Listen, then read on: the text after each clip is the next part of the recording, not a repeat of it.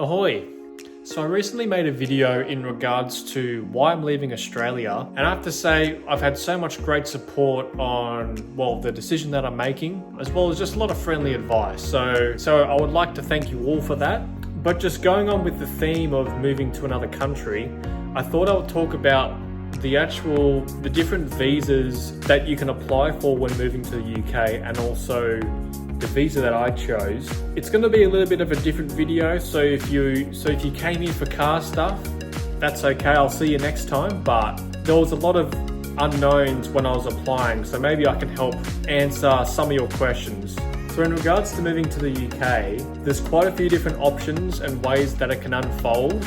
I'll just talk about the option that I chose because I feel as though this is the one that most people are going to be following if they were to go to the UK. So the UK has this visa called the Youth Mobility Scheme. So if you're between 18 and 30, or 18 and 35 if you're from, I believe it's Australia, New Zealand and Canada, you can apply for a 2-year visa that gives you the right to work and live in the UK. So you can more or less just do whatever you want. I mean, for argument's sake, if you wanted to just rock up there and do absolutely nothing for 2 years, you could do that. So that's quite interesting.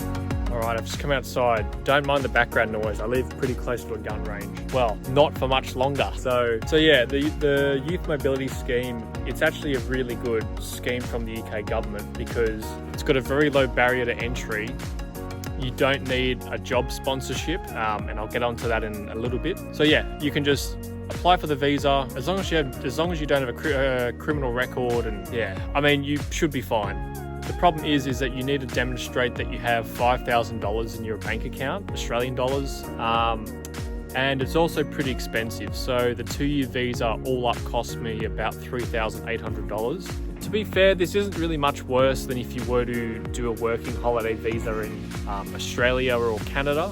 But yeah, it's just something to note. Probably the next most common visa that people use is the skilled worker visa. So the skilled worker visa is if you have an employer that has a sponsorship license and they want to sponsor you. So you need to go through the UK government website and search for the list of job occupations that are eligible to be under the skilled worker visa. To be honest, it's probably a good 80% of all jobs out there. So there's a good chance that the job that you're either doing in another country that you want to move to the UK and stay in the same career. So like plumbers, electricians, salespeople, wedding planners. There's a whole separate one for nurses. I was under the impression that skilled worker meant you either needed a trade or a university degree or qualification.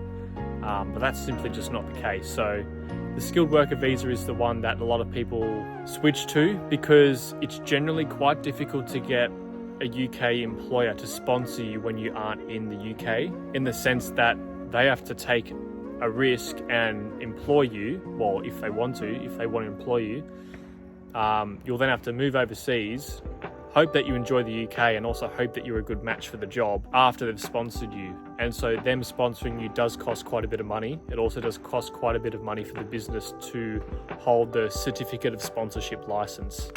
So, and they also get audited a lot by the HMRC. So most people end up going on the youth mobility visa for a year or two. Even though it's for 2 years, you have to pay for 2 years. And then once they've found, an employer that they like, and the employer likes them, they often switch to the skilled worker visa. So I think it's very important to know if you're pretty keen on getting indefinite leave to remain, which is pretty much permanent residency, and or a passport, is that the Youth Mobility Scheme, the visa is only valid for 2 years. You can extend it if you're from a handful of countries by a 3rd year, but the time you spend on the Youth Mobility Scheme, that does not count towards time required to either get permanent residency or citizenship. So after you've lived in the UK for 5 years, you can apply to get ILR, indefinite leave to remain, and then apparently it takes around 6 months to activate or action. It's also really expensive. It's about £3,000. And then once you've held indefinite leave to remain for around 12 months, then you can then go and apply for British citizenship, and you need to pass all these tests. But anyway, that's like if you're watching this video, you're probably watching this video because you either want to know about the youth mobility scheme or what visa to just get your toe in the water, and you can sort all that stuff out later. So something that's also quite important to note when you're on these visas is that if you're on the youth mobility scheme, there is no physical minimum requirement that you have to be in the UK for. So a lot of these, well, pretty much every country around the world, whether you're applying for a residence permit or a visa, they often call them different things, but most countries that have got residence permits, they have a minimum time that you have to spend inside the country in order to keep the permit active. The UK doesn't have any physical minimum stay requirements on the youth mobility scheme, but on the skilled worker visa, you have to spend 183 days a year minimum in the country, which is, as I'm sure you can do the maths, that's halfway. So it's half a year.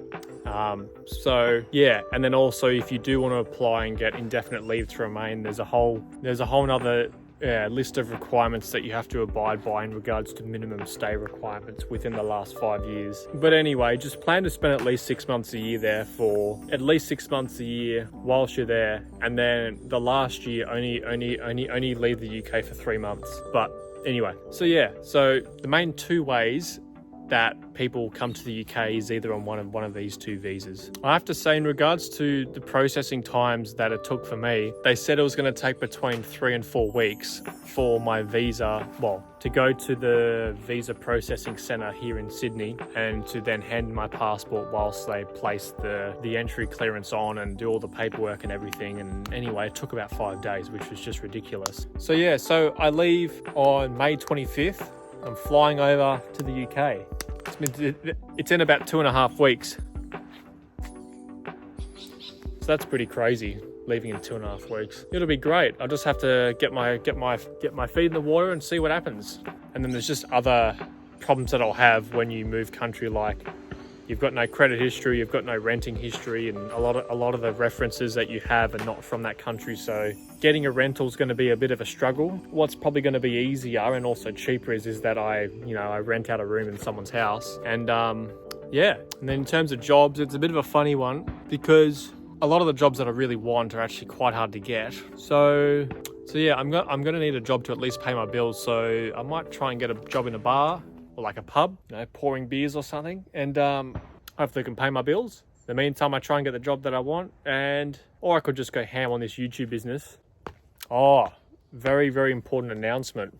Very important announcement. I just crossed the halfway mark to getting monetized, which was really exciting. So I'm now at 1,501 hours, and I need 3,000 hours of watch time to get monetized. So that's very exciting as well. Anyway, I'm just starting to blabber a little bit, and that's fine. That's probably why you clicked on this video. So I'll let you go. I'll see you soon.